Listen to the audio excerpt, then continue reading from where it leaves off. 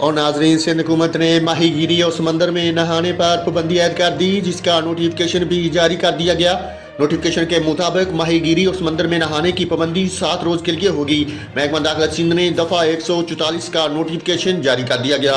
दूसरी तरफ केटी बंदर के समंदर में 2 किश्तियां डूब गई हैं। कराची की केटी बंदर के करीब समंदर में 2 किश्तियां डूबने के मामले पर तर्जमान फिशर फोक फोरम का कहना है कि एक माहीगीर घोष बख्श की लाश को निकाल लिया गया है, जबकि 7 माहीगीरों की तलाश जारी है। केटी बंदर के करीब खुले समंदर में कराची की 2 किश्तियां डूबने की तस्दीक भी हो गई है। अल-बहरा अल हसन के 22 माहीगीरों ने करीब मौजूद दूसरी कश्ती से मदद लेकर जान बचाई। अल सदीकी के 8 माहीगीर ताहाल लापता हैं। वज़ीर आला सिंध मुराद अली शाह ने केटी बंदर में माहीगीरों की कश्तियां गुम होने का नोटिस ले लिया।